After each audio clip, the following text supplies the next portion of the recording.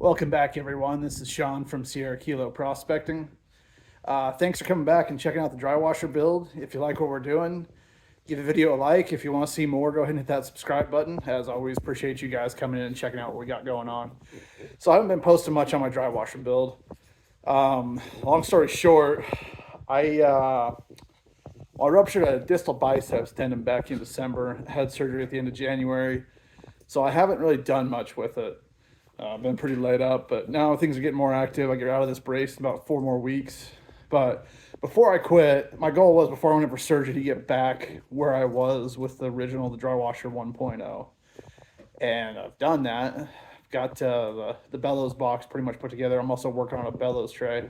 So I'm going to show you guys some of the parts and what I've done with this new Bellows box for dry washer 2.0. So let's go check it out. All right, here it is. So major changes, went to 3 holes this time. This is part of an old inner tube. And when air pushes through here, it should come up, should blow through these. I might pull these staples out if I'm having trouble getting air into the box. Instead of wood, to mount the canvas, got these aluminum strips at Pacific Steel, and then just drilled those in. Those are pretty stable. Like I said before, got a pretty good piece of plywood in here. It's a different piece than last time.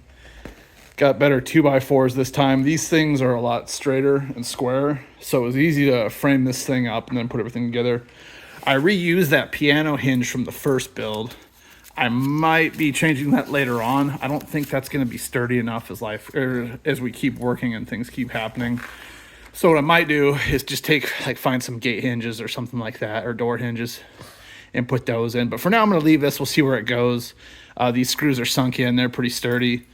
I did make some changes too from last time. So I was having issues. The bottom of the bellows was actually crooked. It wasn't a square cut, and things were warped. So I had the bottom of the bellows hitting the frame, and we weren't getting full closure on that bellows box. Now up here, I used the same aluminum to mount that canvas.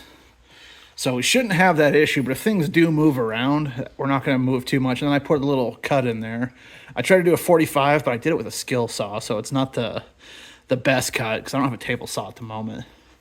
But that should keep it. If things do move or get out of alignment, we're not going to sit there and just beat on that frame.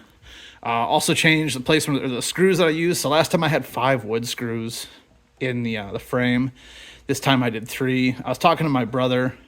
He's a pretty good woodworker. He recommended countersinking these 2 screws here. And then on the side, I've got my wood screws mounted in as well. So we've got force coming from different directions on that. So I'll give you a quick little side. And I did that on all the corners of this. So it's looking pretty good. Like I said, we got our canvas mounted in. We've got our valve set. Functions really nicely. So there is the Bellows box for dry washer 2.0. So yeah, that's where we're sitting. Way better build this time. I took a lot more time, did a lot better measuring, used better materials to get my base built for that Bellows box. Gonna keep pushing with that. I'm building a riffle tray that's gonna mount on top of that, and that'll be latched in. I'm working on that currently. I'll put up a video for that later. I'm not sharing my dimensions on this because you can build these in all different sizes. I'm just showing you materials. Like I said, the lumber is 2x4. Obviously, like the milling differences and all that. But that's what I used for my frame. And then that plywood was just plywood that I had running around. I think it was like 1/2-inch plywood. Yeah, the materials are really easy. I bought a canvas tarp from Harbor Freight. It was on sale for like $5, and I cut that up for the canvas bellows on the sides. And then if they do wear out, I've still got more of that tarp to replace it later on. But that's where we're at on it. So once again, thanks for tuning in. This is Sean from Sierra Kilo Prospecting. If you like what we're doing here, hit that like and subscribe button. Or if not, that's cool too. If you got any comments or observations, please leave them in the comments below. Thanks for tuning in. We'll see you somewhere else.